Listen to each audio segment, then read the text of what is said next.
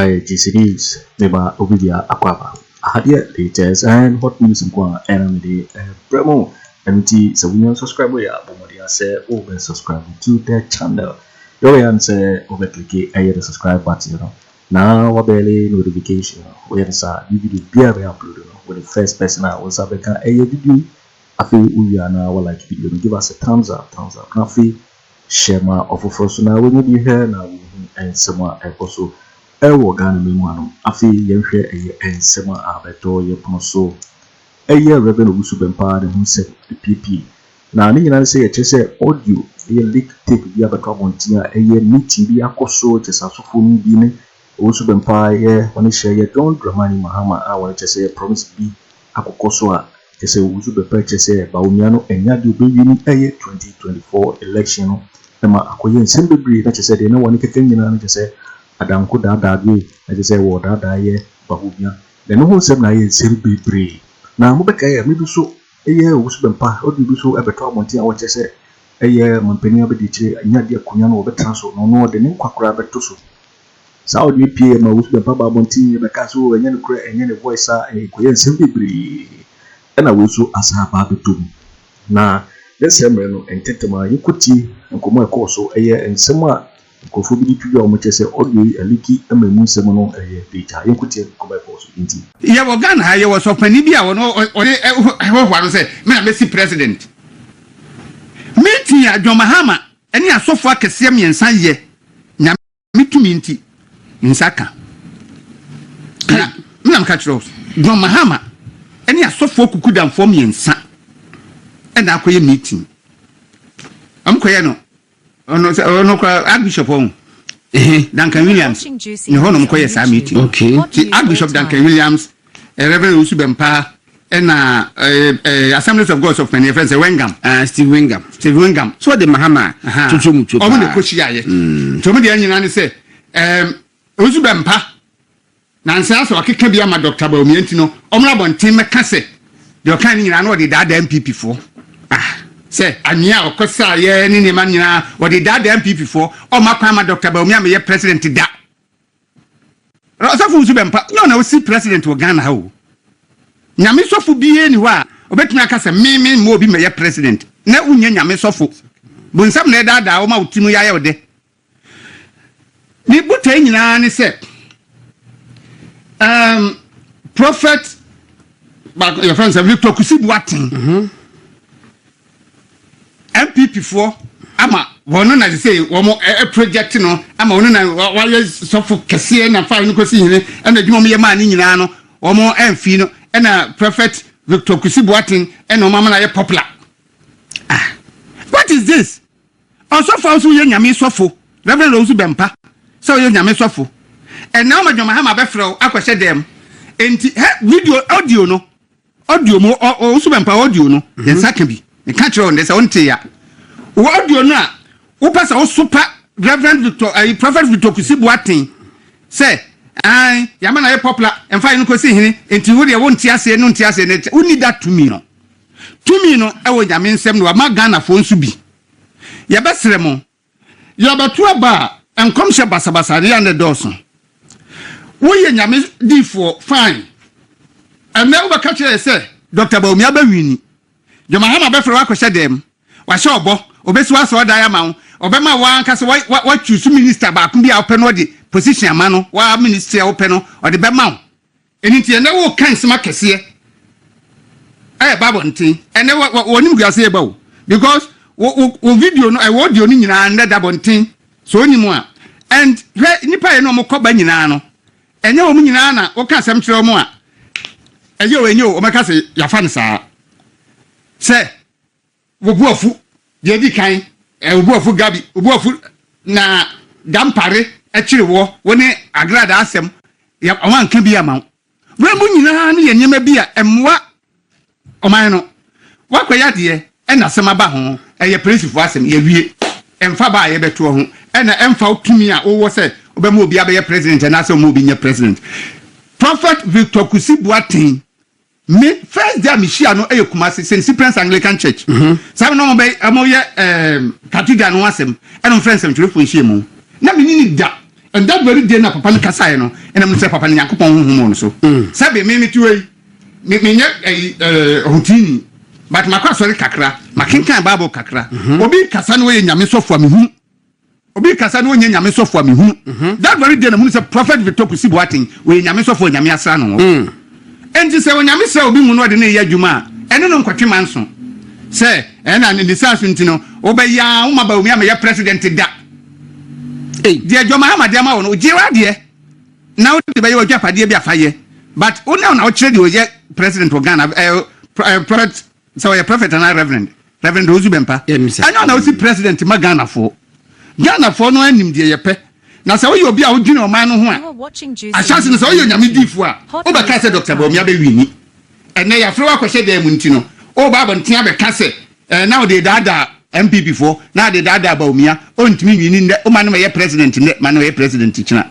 de obeye bia no de onyame ahira no wahira no nyame se Bawumia be president obeye Reverend Kusi Boateng na se prophet Kusi Boateng ontimi mbre na se Reverend Owusu Bempah ontimi mbre na se emfa ho se o se o no abaji ani monyam no de nyame na di man no nyo na baji nyame na di ani monyam na ma no se omfanya adwuma oh say anyone na cathedral no ya ngunguna sa no afọ mpanimfo bi ehunu say sa prophet Kusi Boateng no ase wonya ni monyam bi enti ya mfari ntia no ana mu nyina mo yesa but de mu ye nyina emfa he ase mo na me mpese meka bi but de ama me ka bi ni say adwuma no aye no okay eye nyamedwuma eye nyamedwuma ne ye na ebi enipa ni say ye nyamedwuma obi anyi kwan Nyankopon fa so ede ne adwuma wo Ghana okay nka Esther chapter 4 ebra Mordecai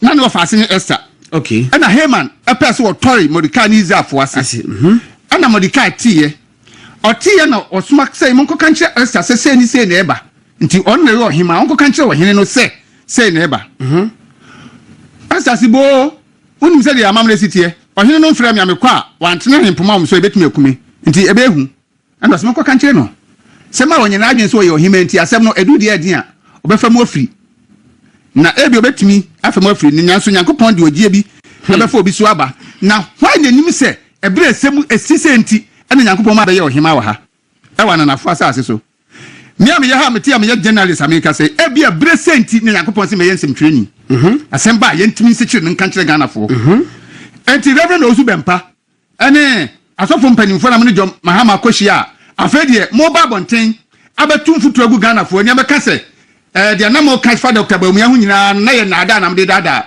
NPP fo no ye hu na chiri mo audio no me nsaka bi na bre semu nso no baba bonten mo bi ahu na ye hu asofo ko amoye no Ghana ha no mo bo sha ya sha wo se ye besu aso da ma wo ye be mo ayi minister ba ene ye keka ho ene bo otimu po se Reverend Anase Prophet Victor Owusu Boateng ubeguna ni mu ase na se woni no betwene wontimi ni ntwe obi ya no betwene ndi onyame asa no betwe manso bedi nkunyim ti Ghana for mu ti afi na wotwe ye ko no e bia mbeti video bi tape bi nsensem bi ama mo ka se o se Dr. Bawumia no na ye dada no obi ya dada obi e nyame onyame anni atro se wo so ye nyame sofo a wontimi ka nte se Nyankopon se Dr.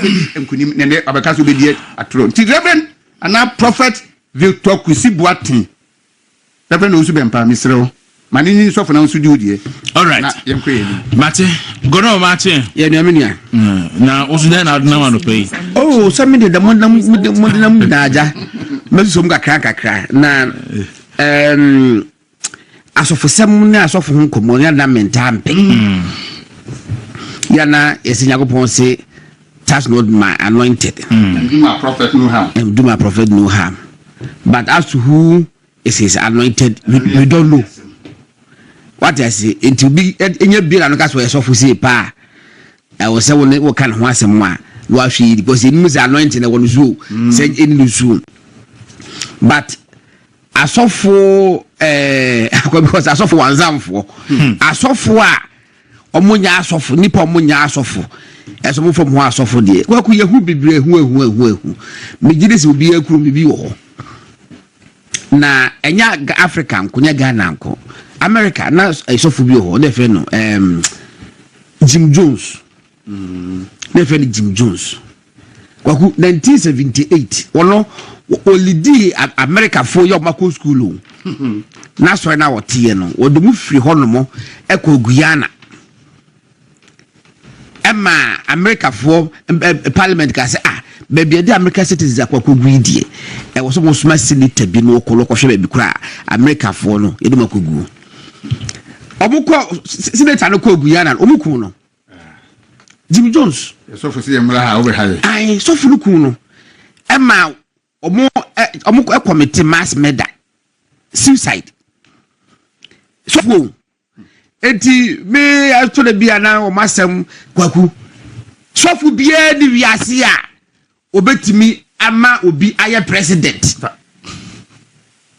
so for bia ni wiase Nyankopon na ebi otimi ye di kyerɛw sɛ de ebeni se Nyankopon yi sa de di kyerɛw sɛ de ebeni a adan na wo na wo klemu sɛ wo na wo evese wo na wo kyerɛ be bɛkɔ wo dia wo ye just a vessel Nyankopon wo de afa sɛ nyame agba ba betue sei na ebɛkɔ now de wa wo sɛ wo na wo si president na wo wutimi si president na wutimi si wa so dan no no what is the president ya wona wutilu nu Nyankopon abodu se ma no ana wutimi si wa so dan na ga se obi na be so wa so dan ma what is this what media you see na make ala so for sem ya ma no nyina ya so for ni binti no ya na me kwa dachi bi be mita ba be so for enyanwa what I say it media Kwaku ni nyina ne se Dr. Bawumia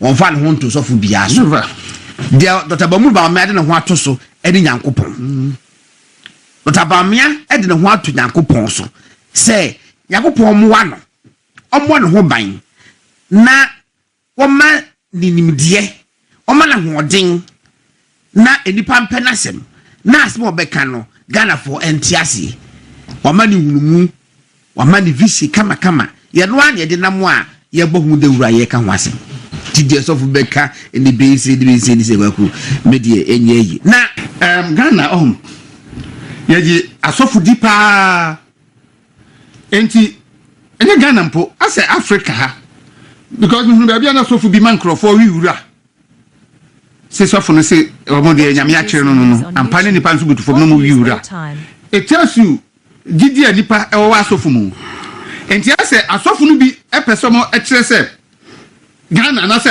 ewiase ni omo dia e batu a yekotu ni nyame adoma bosumi nyensa entemi no afedi edu de eden anka yin se yekotu aba ye de policies ene ye programs na gu form na Ghana for I make informed decision near Trabama. Your mama and this for they are not doing that.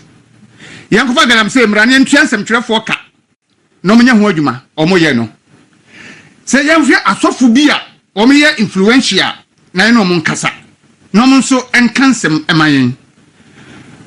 Israel mu ohire bi kokon sedan abin no so okofro difo nyame difo power no kra de no ye nyame difo enti se we no mo nam Ghana ha omo de omo sik yafu na dada nkrofo no se onhyem kom entia Israel se de be ya Israel be di nkugo onhyem kom no tia Israel no na nkunumdi eba enti edu me no se ade no emfa mampani abedi akire obelusu ontimi ntra konya no so da make sure me life sanya no kura nyame nyime nkwanfiri binsem Owusu Bempah shenkom akire de obewi ni 2024 election in the name of the Lord. Amen. Your man penny and another Kweku Addo. Ombe bibi na Ken Ofori Atta ne Ako and science ya womuntu minye. I mean, what is all these things? And I'm kind of why Dino Bempah shenkom akire de obewi ni 2024 election in the name of the Lord. Amen. Your man penny and another Kweku Addo. Ombe bibi na Ken Ofori Atta ne Ako and science ya womuntu minye. I mean, what is all these things? And I'm kind of why after that video no and so all can declare to us say enya de se wo shenkom enya de se onu Owusu Bempah shenkom to obi obegina bonten abeka se ebi onu Owusu Bempah shenkom se hwan na se simasi na ba bedi president mpako eboa nti enya de se asema wo kan no o shenkom no de na asem na wo ka se enya de se Bawumia ebetimi abefa akunya no amana yiye because yin na yinim se ye ba Ghana ha dia you practice two-party system, NPP and NDC. And is if say Bawumia MBD president now, why and never be the president? I feel I'm not sure that I'm so ever. I've been on and 15 culture aside, sir.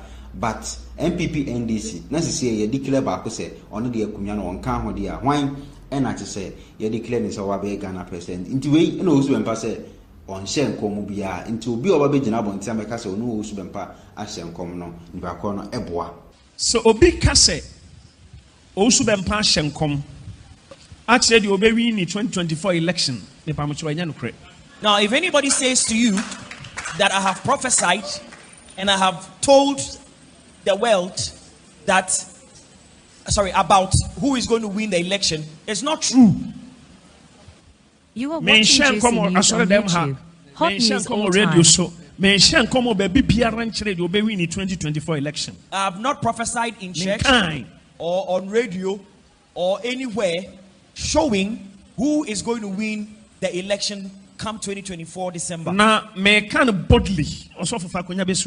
Now, I am speaking boldly. Me kind of boldly. I am speaking boldly. Now, if you want, you may insult me.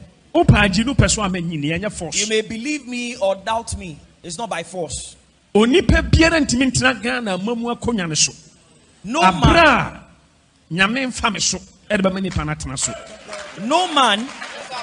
would get to the position of power. Anyway, and Obubeka said, Bawumia Campaign say what call Owusu Bempah asondem. Bawumia Kasa ko Owusu Bempah asondem much, so Owusu Bempah endorse say Bawumia. If there was a for a connect to Yakoshe, time Bawumia call Owusu Bempah asondem ho. Any in Sema Owusu Bempah Nankasa, Bosha Kesiake Mpaiba, says Owusu Bempah Shiegu Bawumia so. Any a home artist or the tar Bawumia chi. Owusu Bempah say, or the air above 4 bar could be, or the above 4 bar could be, or trusting a power. Di Bawumia, it is unprotected Bawumia, Nancy say, own di Bawumia, Chinas, on church and no kind. Ain't it a fee? A dang and a quotiana, a dang and a quote by Yahoo Mama. I must say, Owusu Bempah air cassette. And ya de se Bawumia, everything about the first sitting. I'm an aye. Sammy will be your president, who had down yet. Yes, and the German. Pastor Makuma Tower, entire. And you see presidency. You see presidential seat. If you can be a honor direction, Kakrebi, may baby, I may run to me. Papa, Yamisha. We are a very good man. You're a very good man. And you have a good heart. Now, Papa. I'm telling you, you have a good heart. God bless you. Yamisha. Hallelujah. Amen. With your maestro, now, but I'll require you to keep standing on your feet. And me papa abekasa. Bonsema me papa. Put your hands together for His Excellency. We're going to say a prayer for His Excellency and the men working with him. Best advice. But we are going to plead with His Excellency to walk forward with all humility. With all humility.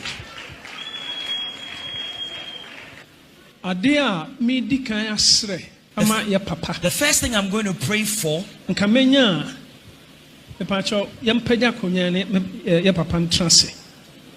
let's give him a seat. Let your hand be stretched toward him.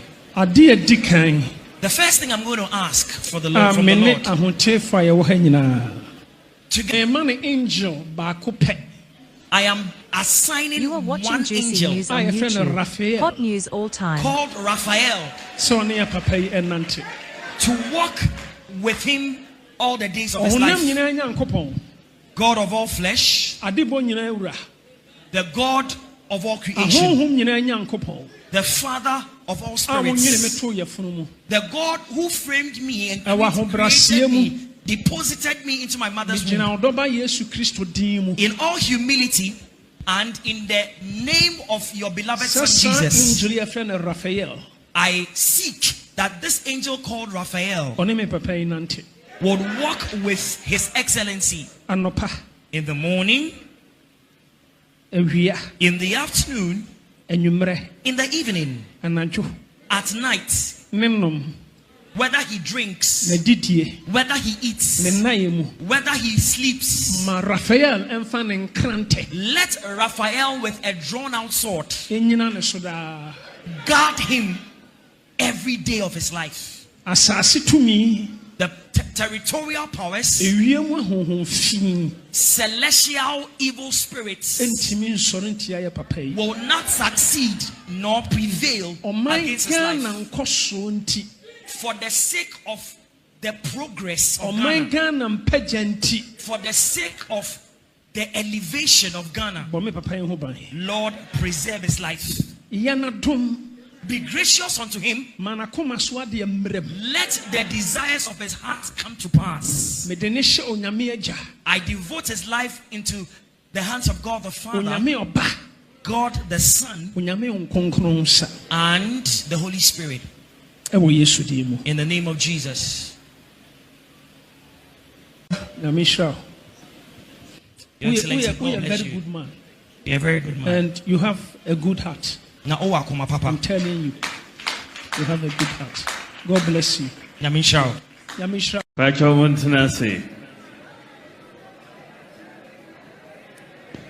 Me Papa, Apostle Dr. Isaac Owusu Bempah, General Overseer, Glorious Word, Power Ministries International.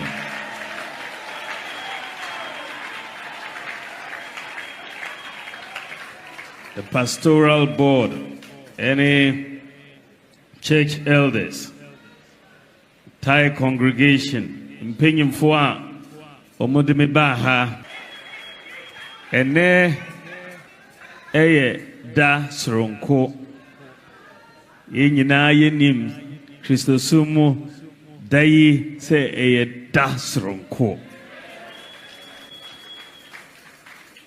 Na me say enedie yame adom meba me papa na sorry na mabesom enemu nyina me pese me gina hana madana se wasomi mu pa papa so me mu sa na yenko me da se nyame nshirao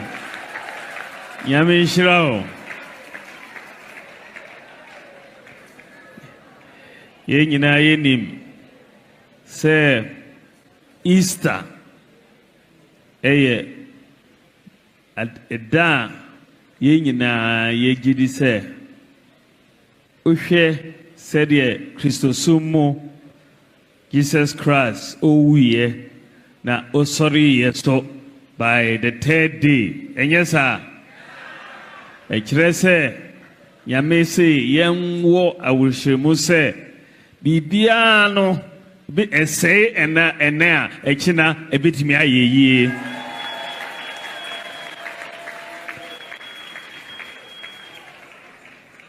Yamina Oka say Book of Isaiah chapter 40 verse 31. But those who hope in the Lord will renew their strength. They will soar on the wings like eagles. They will run and not grow weary. They will walk and not be faint. Those who have hope in the Lord. Enti nyame say, let us have hope in the Lord. For unless the Lord builds it, they will labor in vain, those that build it. And yes, sir. Bibia obeye bia wan fa nyame entu enima obebrekwa. Oko Book of Zechariah chapter 4 verse 1. Also then, it is not by might nor by power, but by the Spirit of the Lord Almighty.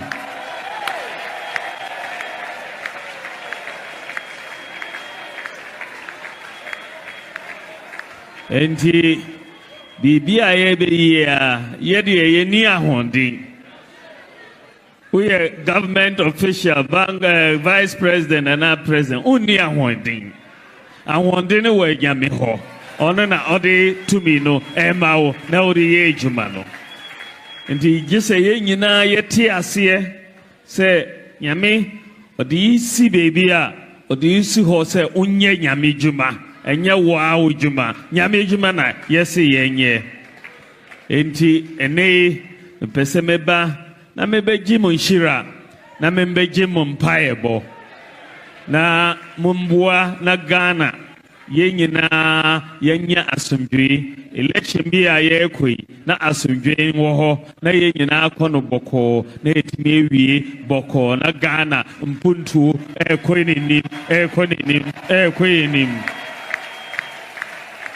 enti meda mo nyinaa se nyame nhyira mo nyinaa baako baako meda mo ase nyame nhyira Ghana man No, waiting for winning and someone up a good to draw a year Owusu Bempah, Prophet Owusu Bempah, and himself just a meeting a course and someone what they Akoto what to say a year Dr. Muhammad Bawumia year 2024 election and Nadia will be unique and himself now quite simply because just in so and our channel so we now subscribe or more than say always subscribe to channel sunset had latest and hot news and quality promo so we are not like video like the video Afi Shema of Frosma when you be here now and someone else so was over to me at share what you fire and some way now I will comment boxing Mobati Minkabu in my next video.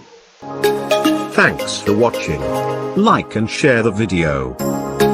You can also drop your comment. Please don't forget to subscribe.